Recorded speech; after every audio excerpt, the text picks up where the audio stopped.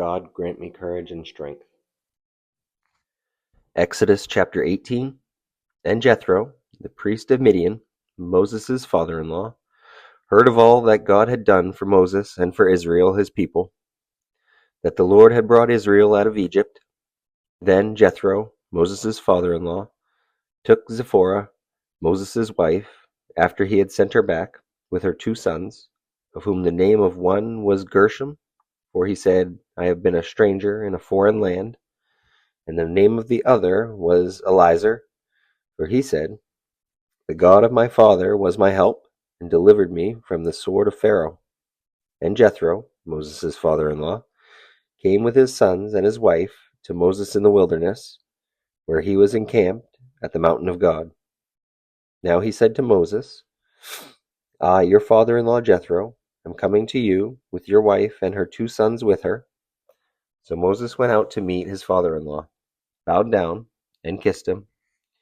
And they asked each other about their well-being, and they went into the tent.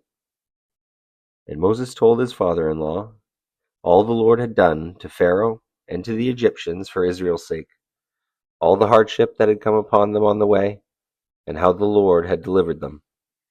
Then Jethro rejoiced for all the good which the Lord had done for Israel, whom he had delivered out of the hand of the Egyptians.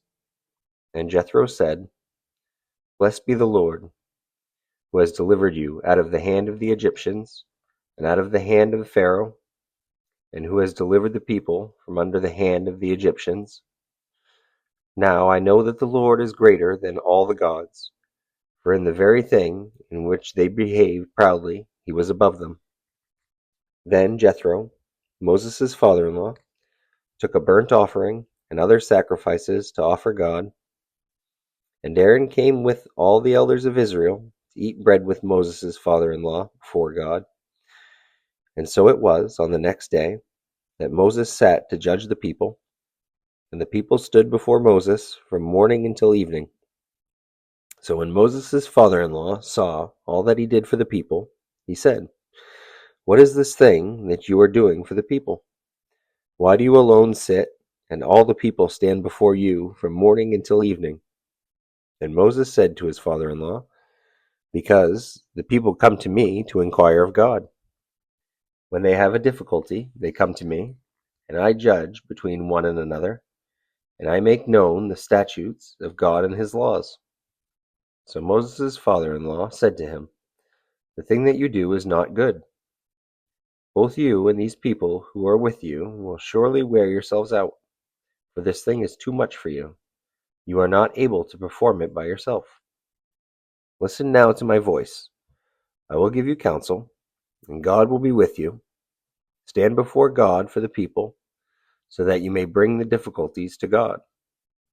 And you shall teach them the statutes and laws, and show them the way in which they must walk and the work they must do. Moreover, you shall select from all the people able men, such as fear God, men of truth, hating covetousness, and place such over them to be rulers of thousands, rulers of hundreds, rulers of 50s, and rulers of 10s. And let them judge the people at all times.